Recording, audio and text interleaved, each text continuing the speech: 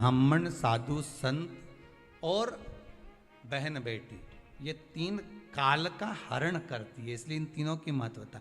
जब ये राखी जो बनती है ना, ये रक्षा सूत्र जो तुमने बांधा है, ये मोली जो बांधते हैं, कलेवा जो बांधते हैं, ये रक्षा सूत्र बहुत दिन तक जब बंधा रहता है, बंधा रहता है, बंधा रहता है, पूरा समय 8 महीने, 9 महीने, 6 महीने, 4 महीने, 3 महीने, जितना भी आप लोग बांध कर रखते हैं, जितना भी 8 दिन, 15 दिन, 20 दिन, जब तक आप बांध कर रखते हैं, उसके बाद में इसको खोलने के बाद कहाँ डाला जाता है?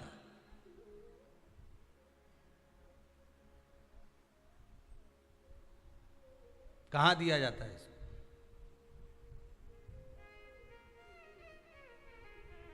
वो रक्षा सूत्र को कहां डाला जाता है?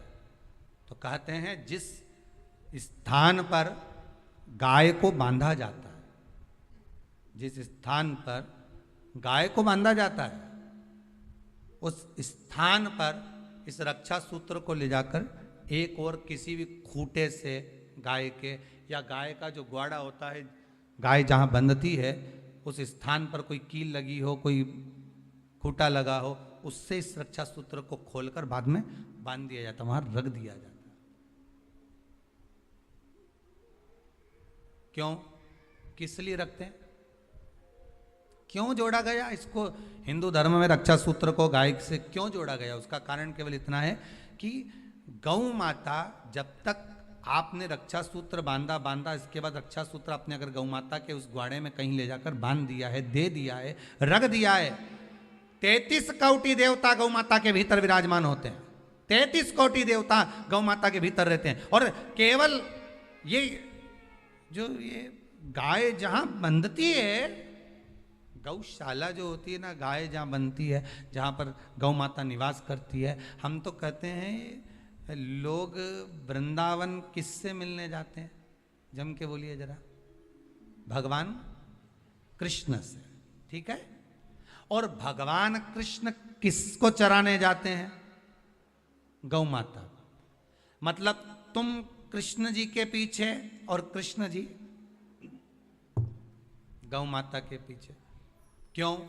तो उसका सीधा सीधा प्रसंग है कि गाय के ग्वाड़े में, गाय के उस आंगन में, गौशाला आदि में जहां गाय बनती है, उस जगह पर अगर आपने रक्षा सूत्र बाद में बांधने के बाद 8-15 दिन, महीने बाद, 2 महीने, 4 महीने, 6 महीने, 8 महीने के बाद में आपने वहां बांध दिया, रख दिया, तो जिसके हाथ में बंधा होता है उसकी रक्षा स्वयं गौ माता में विराजमान 33 कोटि देवता करते हैं। उसकी रक्षा का सूत्र फिर वो संभालते, फिर वो आपके नहीं, फिर वो संभाल। कोई बड़ा काल आ रहा है, कोई बड़ा एक्सीडेंट होने वाला है, कोई ग्रह बेकार हो गया, उसको फिर संभालेगा कौन? वही गौ माता। गाय, बेटी और संत, ब्राह्मण, साधु, सन्यासी, तपस्वी, साधक, उपासक, ये संभाल लेते, ये संभाल। एक नियम ले लो, कोई भी एक साधना। पार्वती जी ने पूछा क्या समुद्र में से निकला वो अमृत है? शिव जी कहते हैं अगर अमृत समुद्र में होता तो समुद्र खारा नहीं होता। लोग कहते हैं शरद पूर्णिमा पे चांद में से अमृत झड़ता है, लोग अपने अपने घर की छत पे खीर बना बना के रख देते हैं, पीते हैं तो भी मर जाते हैं। तो क्या अमृत चंद्रमा में है? शिव जी कहते हैं अमृत चंद्रमा में होता तो वो घटता नहीं, बढ़ता नहीं, हर बार घटता है, हर बार बढ़ता है, उसमें भी अमृत नहीं है। अमृत के सुंदरता में होता है, तो जो कुरूप है क्या वो मरते नहीं है? अमृत कहाँ है? तब शिव जी पार्वती जी को नंदी पर बिठाए और अमरनाथ ले गए। यही अमृत के लिए अमरनाथ लेकर गए। लोग पूछते हैं अमरनाथ की गुफा में क्या हुआ था। आज विश्वनाथ जी की धरा से इस कथा को सुन लेना कि पार्वती के प्रश्न थे, क्या अमृत समुद्र में है, क्या अमृत चंद्र में है, क्या अमृत संसार में है? तब शिव जी उत्तर देने के लिए पार्वती को अमरनाथ की गुफा में ले गए, नंदी को बाहर छोड़ा, गंगा जी को बाहर छोड़ा, सर्प को बाहर छोड़ा, शिव जी अमरनाथ की गुफा में प्रवेश कर गए। आप सबको मालूम होगा कि 2 बार शंकर जी ने गंगा को अपने सिर से उतारा था। कितनी बार भगवान शंकर ने गंगा जी को अपने सिर से उतारा?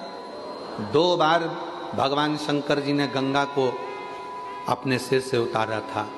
एक बार जब भगवान शिव विवाह कर रहे थे तब गंगा को सिर से उतार दिया था।